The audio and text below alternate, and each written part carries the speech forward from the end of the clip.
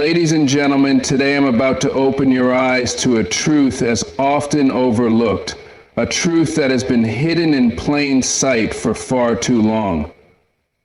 You see, the Bible, the sacred book of faith, history, and wisdom, is filled with people from all walks of life, including individuals whose heritage and backgrounds are rich, diverse, and significant.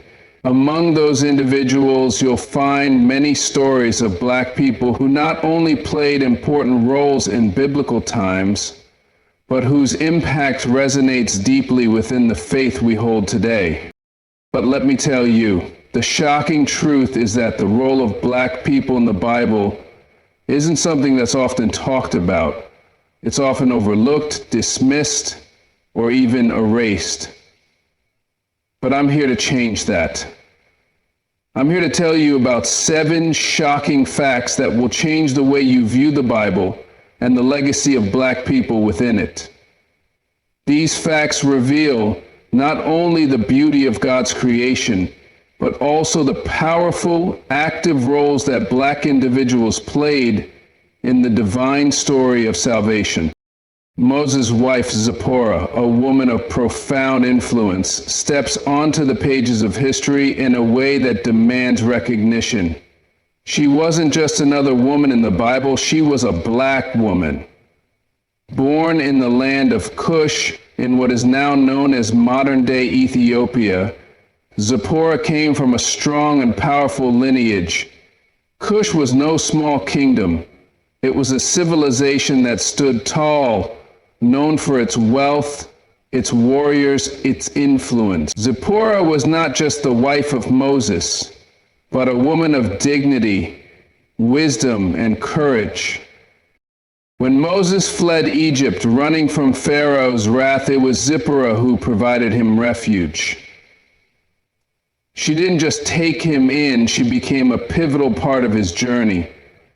But it was in one of the most critical moments in Moses' life where Zipporah's strength and quick thinking changed everything. When Moses was about to face God's wrath for failing to circumcise his son, it was Zipporah who intervened. She performed the circumcision herself, saving her husband's life and ensuring the continuation of God's plan for the deliverance of Israel. Zipporah's courage and decisiveness in that moment showed her true character. She understood the gravity of the situation, understood her role, and took action when it mattered most. God's purpose was clear, and Zipporah's role in it was undeniable. Her actions proved that she wasn't just a bystander, but an integral player in God's larger plan.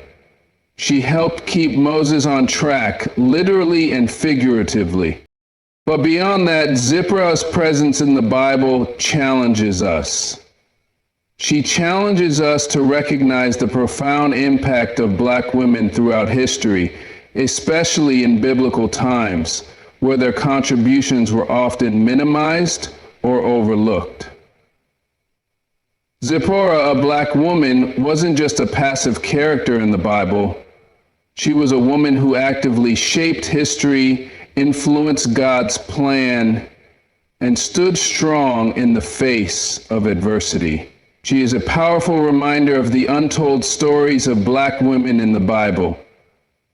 Women of wisdom, strength, and courage who played an undeniable role in God's story. The Queen of Sheba. She wasn't just another monarch, another ruler of a distant land. She was a queen in every sense of the word. A woman whose wisdom, strength, and influence echoed across the pages of history.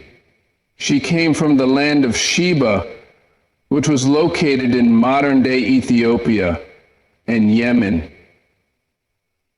A kingdom renowned not just for its wealth, but for its intelligence, its culture, and its power. Sheba wasn't some small, insignificant kingdom. This was a thriving empire, rich in resources, trade, and knowledge. and the Queen of Sheba stood at the helm. Her name is synonymous with strength, intellect, and diplomacy, but it's her journey to meet King Solomon that truly reveals her power. Word had spread of King Solomon's vast wealth and unmatched wisdom, and the Queen of Sheba, being the intelligent and curious ruler she was, decided to test him. She came to Jerusalem with a caravan filled with gold, spices, and precious stones, gifts fit for a king. But this wasn't just about material exchange. She came to see if Solomon's wisdom truly matched the rumors, to see if the man they spoke of could stand up to her own sharp intellect. When she arrived, she didn't just ask surface-level questions. No, she came with difficult, challenging riddles, questions that would test the very limits of Solomon's understanding. And when Solomon answered each and every one of them to her satisfaction, she was not only impressed, but moved. She acknowledged that Solomon's wisdom was not just his own. It was divinely inspired. She saw that the truth, the clarity, the understanding that Solomon held could only come from a higher source, a power beyond human comprehension. But beyond the wealth, beyond the wisdom, the Queen of Sheba was more than just a ruler. She was a leader who understood the importance of alliance and knowledge. Her visit wasn't just about learning from Solomon.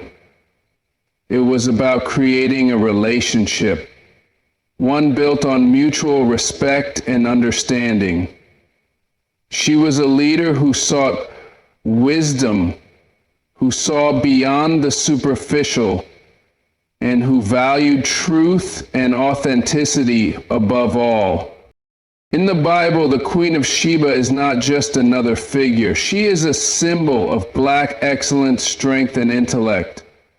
Her story speaks to the power of representation, the importance of powerful women in history, and the undeniable truth that Black civilizations were rich in wisdom, wealth, and influence. She didn't just stand beside Solomon.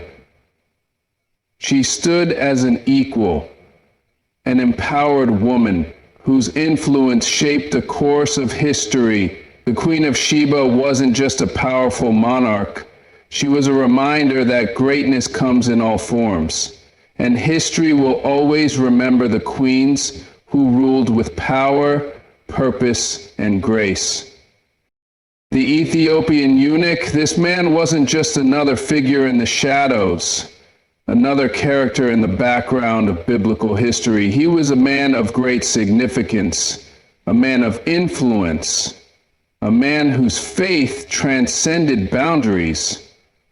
Coming from Ethiopia, a powerful and ancient kingdom, the eunuch was a high-ranking official in charge of the queen's treasury. He wasn't just a servant, not just a man of duty. He was a man with purpose, a man with a deep sense of belief. He was someone whose position mattered, whose actions would ripple far beyond the ordinary, and whose story would change the course of Christian history. But what truly sets the Ethiopian eunuch apart is not just his position of power, but his heart.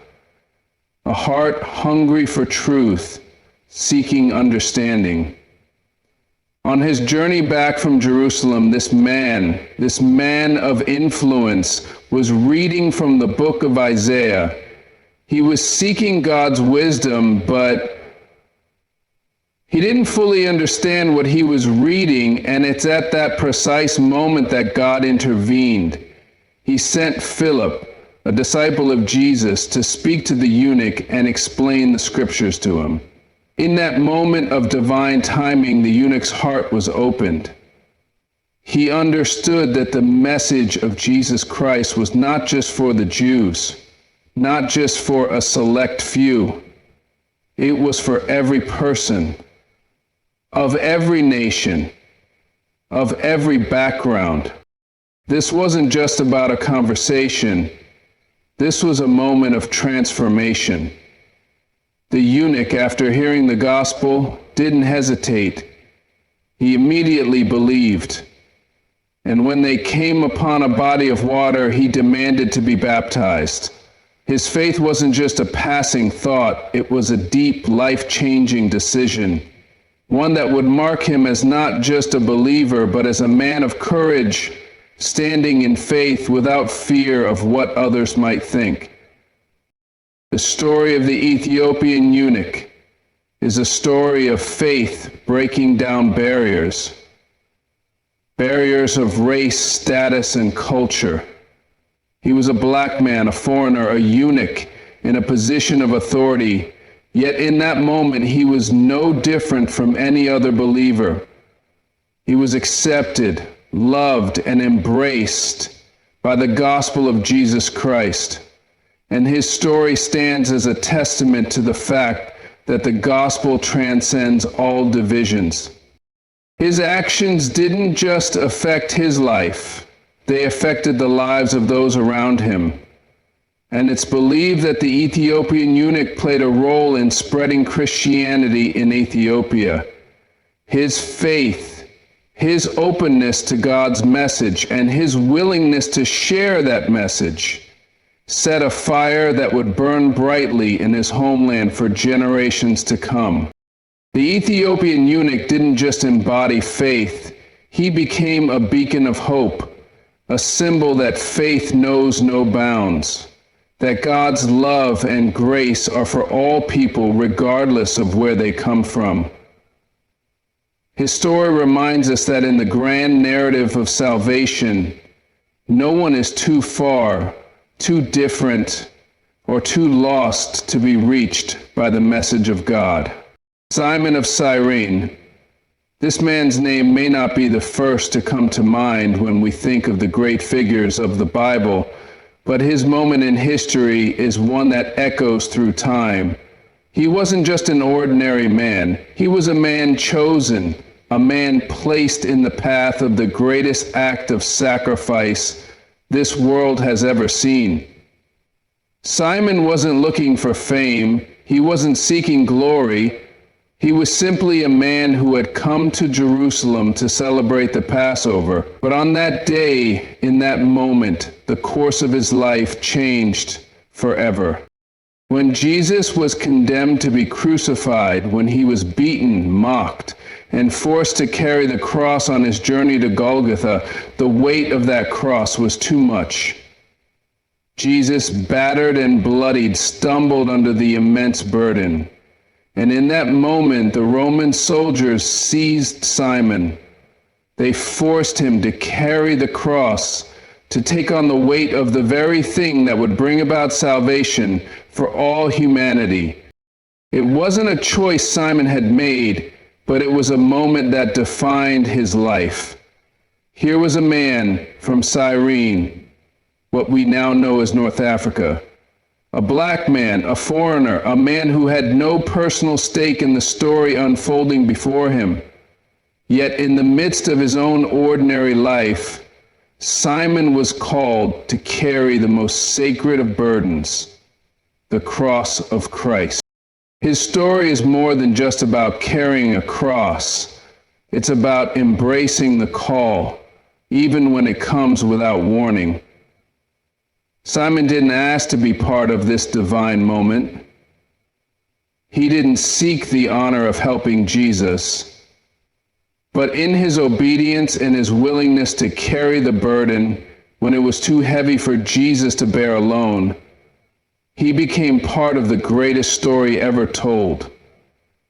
Simon's role in that moment was significant. It was not a mere physical act. It was a divine appointment. He wasn't just carrying a piece of wood. He was carrying the weight of the world's sins, the weight of humanity's salvation. Think about it. Simon's hands touched that cross, the same cross that would eventually be the instrument of Jesus' sacrifice for the forgiveness of our sins. His hands became part of a moment that changed the trajectory of history. A moment when love, grace, and salvation poured out for all to witness. Simon's simple act of carrying the cross became a symbol of shared suffering, of service, and of divine purpose. We don't know much about Simon beyond this moment. The Bible doesn't say whether he became a disciple or what happened to him afterward. But what we do know is that Simon's life was marked by that moment. He carried the cross of Jesus, and in doing so, he became a part of the most important event in the history of mankind. His actions were humble, but they were immensely significant. Simon of Cyrene's legacy reminds us of the powerful truth that sometimes our greatest acts of service come when we least expect them. It's not about seeking recognition or being the one in the spotlight. It's about being faithful in the moments that God gives us, even when those moments require us to carry something heavy, something difficult, something that we didn't choose. Just like Simon, we are called to pick up the cross, to carry our burdens, and in doing so, to walk with Jesus in ways we may never fully understand, but that have eternal significance. Aaron, Moses' brother, he wasn't just a sidekick, not just a bystander in the great narrative of the Exodus. Aaron was a pivotal leader, a man chosen by God for one of the most important roles in biblical history. From the very beginning of the story, when Moses was called by God to lead the Israelites out of slavery, Aaron was right there by his side, not as a secondary figure, but as a crucial part of the mission. When Moses stood before Pharaoh, demanding that the Israelites be set free, it was Aaron who was appointed by God to speak for Moses. Moses, a man of great faith, but unsure of his own eloquence, relied on Aaron to be his voice, to speak the words of liberation that would change the fate of an entire nation. Aaron didn't just speak, he became the instrument through which God's power was made manifest. When Pharaoh rejected their demands, it was Aaron who, under Moses' direction, performed the miracles that would shake Egypt to its core, turning the staff into a serpent, calling down plagues, acts that demanded the attention of both Pharaoh and all of Egypt. But Aaron's role didn't stop there. He wasn't just Moses' mouthpiece. He was also the high priest of Israel, the first to hold that sacred title. In the wilderness after the Exodus, when the Israelites were wandering and uncertain, Aaron was the one chosen to mediate between God and the people. As high priest, Aaron carried out the rituals that would purify the people and offer sacrifices for their sins. He wasn't just performing ceremonies. He was laying the foundation for the covenant that would define the relationship between God and Israel for generations to come. However, Aaron's leadership wasn't without challenges. There were moments of weakness, moments where his faith faltered. When Moses was on the mountain receiving the commandments, Aaron, under pressure from the people, led them into sin, building the golden calf. That moment was a test, not just of Aaron's leadership, but of his commitment to God. Yet even in his failure, Aaron's story is one of redemption, a man who stumbled but was not abandoned by God. God restored Aaron, continued to use him, and reaffirmed his role as high priest. He became a symbol of grace, a reminder that God doesn't discard us in our weakness, but uses even our failures for his greater purpose. Aaron's legacy goes beyond the plagues, beyond the rituals, beyond the failures. He was a leader who walked in the shadows of his brother, but never failed to step into the light when it was needed most. He was a man who, in the face of overwhelming odds, chose to stand with Moses, to stand with God, and to lead a people towards freedom. Aaron's courage, his faithfulness, and his leadership set the stage for Israel's identity as a people chosen by God. His role in the Exodus wasn't just about delivering a nation from slavery. It was about establishing a new covenant, a new identity for the people of Israel, and shaping the path that would lead to the promise of the land of Canaan. Aaron was not just Moses' brother, he was a key leader in God's divine plan, a man whose faith and leadership laid the foundation for a nation's survival, growth, and spiritual heritage. The Cushites, this mighty kingdom, often overlooked in the biblical narrative, holds a profound and lasting legacy. Cush was a kingdom of great strength and influence, a land that extended far beyond the narrow view of history that has often ignored its power. Located in what is now Sudan and Ethiopia, Cush was a nation that stood tall, a civilization rich in culture, knowledge, and resources, and one that held its own alongside the mighty empires of Egypt, Assyria, and Israel. The Cushites were not mere bystanders in the story of the Bible. They were active players, leaders, and warriors, shaping the course of history in ways that still echo today. One of the most important things to understand about the Cushites is their connection to the descendants of Ham, the son of Noah. The Bible traces the lineage of Cush back to Noah's family, marking them as part of the foundational generations of humanity. But the significance of the Cushites goes beyond their lineage. They were not just a people in the background. They were a powerful kingdom, one whose influence reached the farthest corners of the ancient world. The Bible highlights the Cushites in several key moments. In the book of Genesis, it is clear that Cush was not just another land, but a civilization of great influence. Cushite warriors are mentioned as part of the military strength of other nations.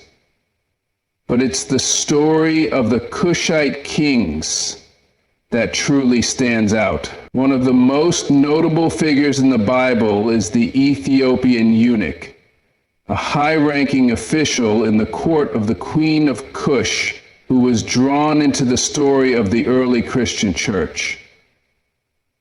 This man of great stature, a leader in his own right, played a role in spreading the gospel to Ethiopia.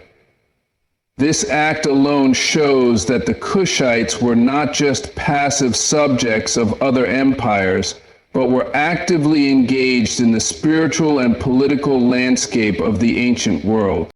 The most iconic Cushite leader in the Bible is perhaps the Queen of Sheba, who visited King Solomon to test his wisdom. Her visit to Jerusalem is one of the most famous stories of the Bible, where she brought gifts of immense wealth and asked Solomon difficult questions, only to be awed by his wisdom. This wasn't just a meeting of two great minds. It was a union of two powerful nations, a symbol of how the kingdom of Cush was not only wealthy, but intellectually and spiritually connected to the greater world. Beyond the biblical accounts, the Cushites were known for their military might. The Bible speaks of Cushite armies who fought alongside Israel, and their victories are etched in history. Cushite warriors were fierce and skilled, known for their chariots and their ability to conquer in battle. These warriors were a force to be reckoned with, a proud people who defended their kingdom and their way of life with every ounce of strength they had. But even in their military might, it was the Cushites' spiritual and cultural legacy that endured. Throughout the Bible, Cush is often associated with a land of great spiritual significance, where kings and leaders were portrayed as allies and protectors of the chosen people. The Cushites had a profound impact on the shaping of Israel's faith and the wider world's understanding of God. They were not just powerful because of their armies or wealth, but because they understood the value of wisdom, unity, and faith. The Cushites' legacy is also marked by their connection to the prophet Jeremiah, who spoke of Cush in his prophecies, warning of the coming judgment on various nations, including Cush. This shows that the Cushites were seen not only as a great power, but as part of God's divine plan for judgment and redemption. The fact that God's word touched the Cushites and that they were included in the prophetic writings underscores their significance in the biblical narrative. Cush's importance goes beyond the pages of the Bible. It's a reminder that history has often marginalized the contributions of black nations, but God's word highlights that the Cushites were an integral part of the biblical story, great in wisdom, power, and purpose. They were a kingdom of influence, a civilization whose impact ripples through history, challenging us to understand the importance of all people, all nations, and all cultures in the grand narrative of God's plan for humanity. The legacy of the Cushites is not just in the past. It's a legacy that continues to resonate today, reminding us that God's story is rich and diverse, embracing all people, all nations, and all kingdoms. The Ark of the Covenant, this sacred divine object, was not just a chest. It was the very presence of God on earth, a symbol of his covenant with the Israelites, a representation of his power, his protection, and his promise. The Ark, which contained the tablets of the Ten Commandments, was the heart of Israel's worship and a central point of their spiritual life. It wasn't just a piece of furniture. It was the place where God's glory dwelled among his people, a powerful living symbol of his holiness and his guidance. But here's something we need to recognize. The guardians of the ark weren't just any men or any people. The responsibility of carrying, protecting, and safeguarding the ark was given to a select group of individuals. And among these individuals were black people whose faith and devotion set them apart in the story of the ark's journey through history. These were not passive figures in the background. These were men of strength, faith, and purpose, chosen by God to play a pivotal role in protecting his presence. The first of these individuals we must recognize is Benaiah, the son of Jehoiada, who was one of the mighty men of David. He wasn't just a soldier, he was a man of exceptional courage and faith, tasked with guarding the ark during some of the most tumultuous times in Israel's history. Benaiah was a warrior, a man who fought lions, battled giants, and protected the ark with his life. He wasn't just a man of physical strength. He was a man who understood the weight of the responsibility that came with guarding the ark. His role was vital to ensuring the ark's safety as it moved from place to place, and he did so with unwavering commitment, embodying the strength and faithfulness that were demanded of the guardians of God's presence. But the role of guarding the ark didn't rest solely on one individual. The Levites, the priestly tribe of Israel, were entrusted with the care and transportation of the ark. Among the Levites, we find men who were descendants of Cush and other black nations. individuals who had a deep understanding of the importance of holiness, reverence, and responsibility.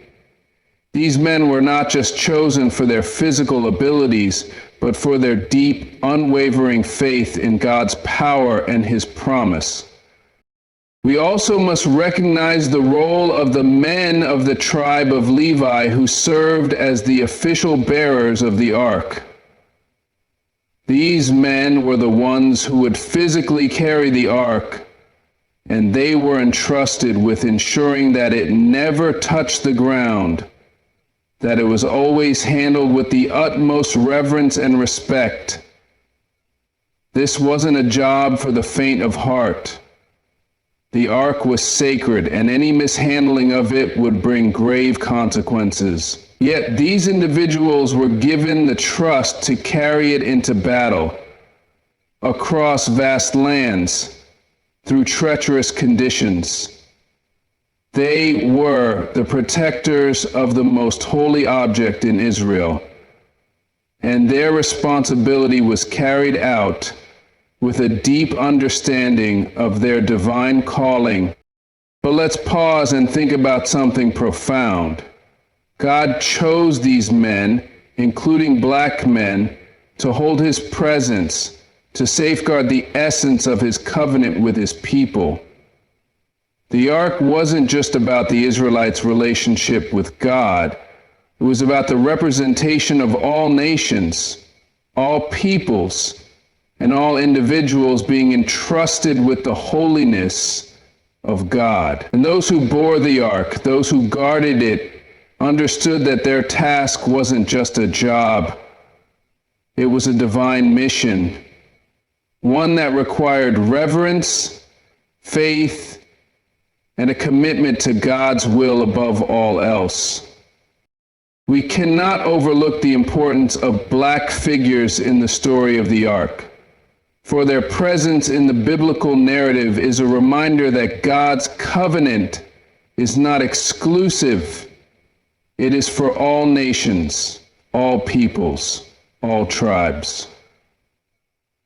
Whether through Benaiah, the Levites, or other unnamed but equally faithful servants, black men and women were part of the sacred task of guarding God's presence. They were not mere bystanders in the grand story of salvation. They were active participants, chosen by God to safeguard His glory and His covenant. The legacy of these guardians is a powerful one, a reminder that the role of protecting God's presence is not about status, but about faithfulness, reverence, and unwavering commitment to His will. These individuals carried the weight of a sacred responsibility, and their faithfulness has been remembered and honored throughout history. Their story speaks to the truth that God's kingdom is vast, inclusive, and diverse, and that His calling goes beyond the boundaries of race, culture, and nation. They were black men and women of faith, and their legacy remains a testament to the powerful truth that we are all called to carry God's presence with reverence, with humility, and with devotion. As we reflect on the incredible role that black individuals played in the protection and preservation of the Ark of the Covenant, we are reminded that God's calling knows no bounds. It transcends race, heritage, and background. The guardians of the Ark, chosen for their unwavering faith, strength, and dedication, are a powerful testament to the truth that every person, regardless of where they come from, can be entrusted with the sacred work of God. These men were not simply bearers of an ancient artifact. They were guardians of divine promises, protectors of God's presence, and champions of His holiness. Their legacy teaches us that faithfulness in God's service is not defined by status or position, but by our devotion and willingness to carry His presence with reverence and purpose. May we all be inspired to stand firm in our calling, to carry His light in the world, and to honor the legacy of those who pave the way with courage and conviction